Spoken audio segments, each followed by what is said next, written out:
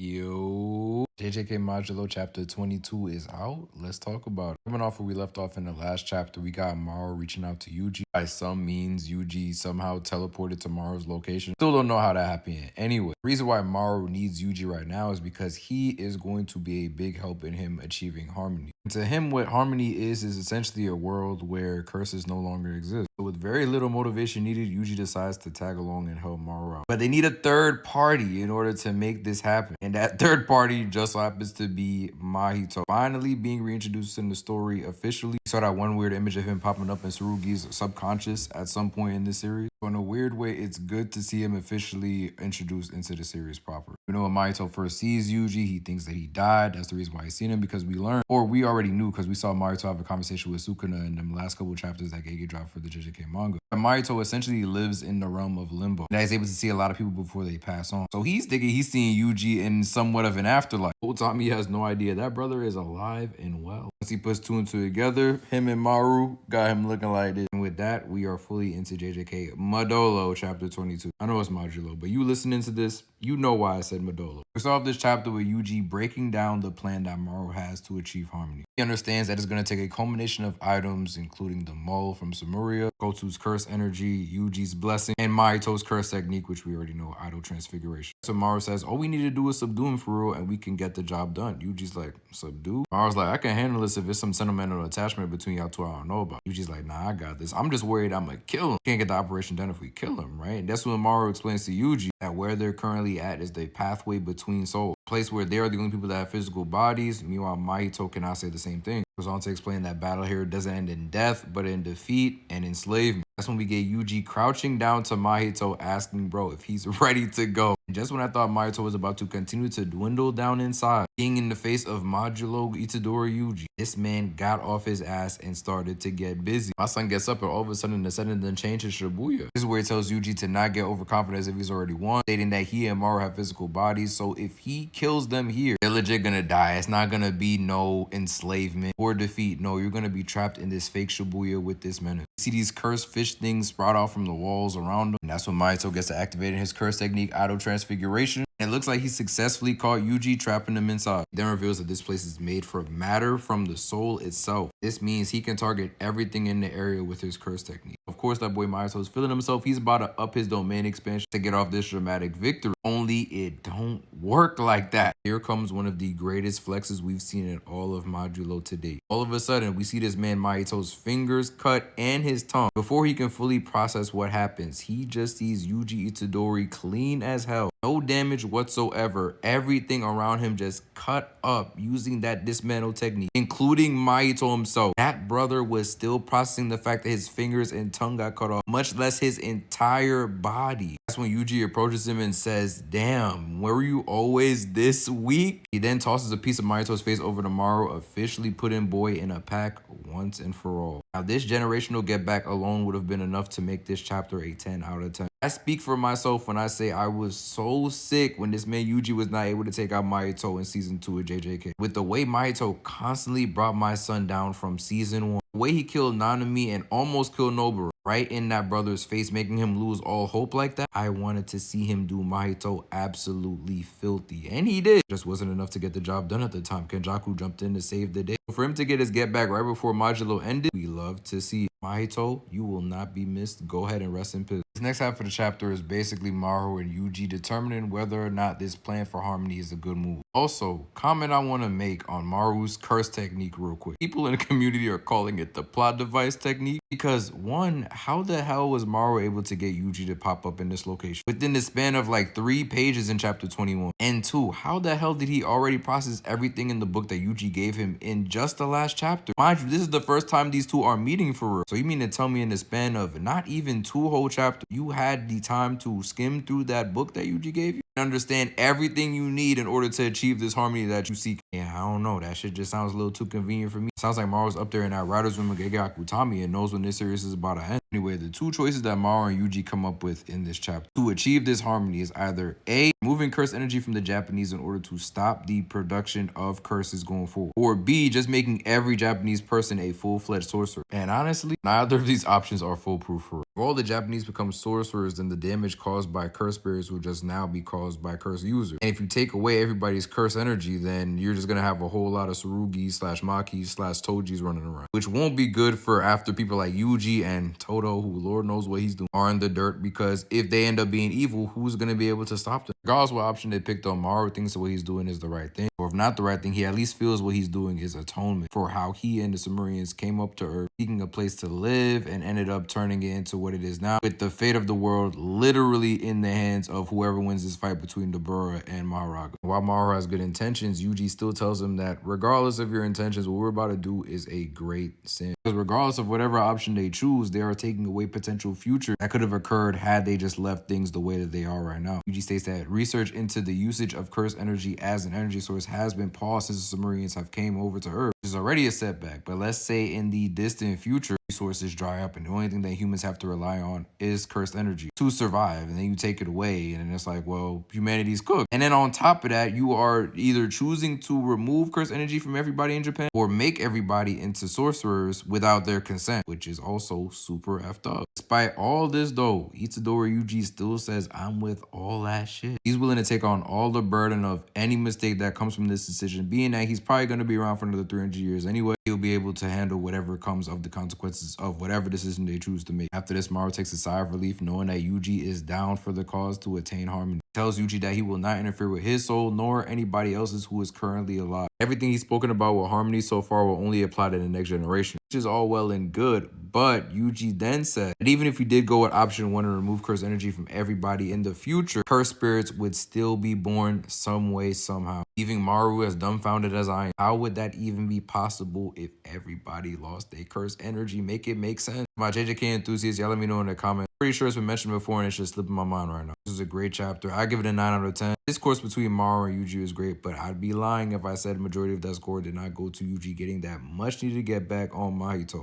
Very curious to see the decision that Maru ends up making to attain harmony though. Will he make this decision before the end of Dabura versus Maharaga? Highly doubt that. We'll probably go back to that fight in the next chapter and end it before Maru makes the decision, but we shall see. It seems like Modulo is coming to an end as soon as it started, but this is how you do a sequel series, bro. Up to all the writers involved. Looking forward to chapter 23. Leave your thoughts on the series so far in the comments. I'll catch y'all on chapter 23.